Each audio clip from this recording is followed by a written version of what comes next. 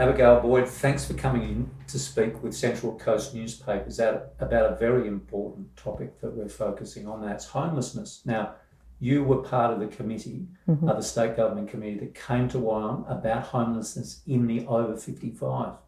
Why is that your interest, and why the over 55s? So I was approached by a bunch of organisations that call themselves Ageing on the Edge about a year ago about their desire to try and put older people's homelessness on the government's agenda. And the idea is to really focus on not just what the underlying drivers are for why older people in particular are becoming homeless at a really alarming rate, but also why the solutions to their homelessness looks different to what it looks like for younger people.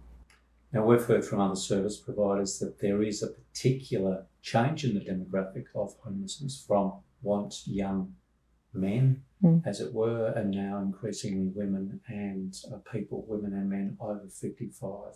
Is that what you found in the inquiry? Yeah, I mean, part of this is identification of who these homeless people are. And I think for a long time we focused on the rough sleepers. And unfortunately, people who are rough sleeping, who are out on the streets, do disproportionately tend to be men. And women are, the sort of hidden, invisible homeless people. And so whether or not they have been at this sort of rate previously, and we just didn't know because they were sleeping on couches or they were putting themselves, as we've heard in the inquiry, in dangerous situations in order to find, to have a roof over their head. But to go back, are you happy with the hearing and the hearing process? Yeah, I mean, I would like this to be a longer inquiry. Unfortunately, a lot of the solutions to turning homelessness around are well known, but they're not signed up to by the major parties. One of the witnesses on the very first day of the inquiry said to us very clearly, homelessness is an issue we can solve. It's not that, we do know what the answers are, and a huge part of it is building or acquiring more homes into public housing.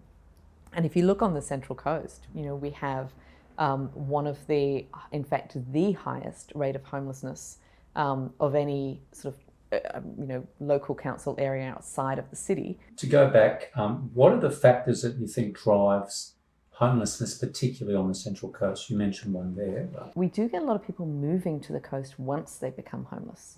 So I think that's a big chunk of it.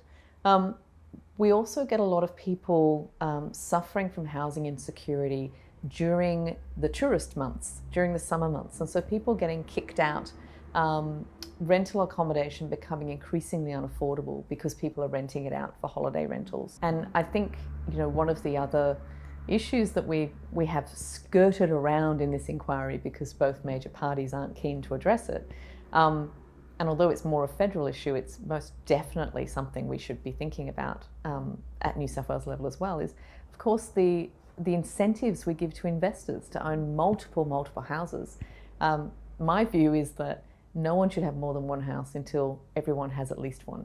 But is that a problem per se? I mean, in theory, the idea of that scheme, when Keating set it up, I believe, was that people would help grow the housing market, therefore there'll be more rentals and so on. What's gone wrong, do you think? I think that it was bad economics. I just don't think that's how it works. Particularly when you look at the CGT discount. We know that there are so many empty houses that people are holding on to so that they can sell, get that capital gains. Now, if you've got a property that really that's your main investment aim, why would you put somebody in it? Why? Of course you keep it empty. You want to preserve it and make it, sort of as unused as possible. So we know that there are a huge number of properties that are just sitting there not being rented out because people are using them purely as an asset, as an investment to turn. So yeah, I think the CGT discount is particularly problematic. But then when you get to the idea of, maybe people can have one investment property that they are renting out when they're not using it, but we have people with 10, 15 who are just getting more and more properties as they go. And the proof is in, the last 10 years of increasing rents. Like, we know that this is not leading to some sort of magical increase in supply. It's just driving rents up. So I've got a question here about temporary accommodation and in these unoccupied houses. Do you think they could be brought into the mix to help solve it in the medium term? I'm a big fan of the vacancy tax. I like the idea of, that's fine if you want to keep your home, your investment property rather, is empty, but you really should be paying some sort of a levy on that for that sort of privilege, I guess. So I think that might help reduce the number of empty homes. And then there is so many buildings across New South Wales as well as on the coast that could be repurposed for temporary housing for people. And, there's this big drive towards what they're calling meanwhile use, which is taking properties that aren't due to be developed for a period of time or are sort of basically sitting unused and sort of refurbishing them and making them fit for purpose. And that's quite a good way to get people straight into homes. Do you believe in a housing first or what they call treatment first approach to addressing homelessness? Yeah, absolutely housing first. And I think we have seen in Victoria how well their Home at Last model has worked, because what often gets overlooked when you're just looking at the numbers and the sort of procedural aspects of homelessness and how we get people into new homes, we often overlook the negative impact on people who find themselves homeless for a period of time, the mental health impacts, the disruption to job, to family, to relationships, to community connections. If you can get in before that happens, when someone's about to become homeless, give them a house, then help with the wraparound supports, you avoid that additional problem that you get if you allow someone to fall into homelessness in the first place. But to go back to the governments, particularly the federal and state governments, to assist with social and affordable housing, what needs to be done? What could they do? There's no excuse for not making a massive investment in public housing. We can't expect the market to solve homelessness.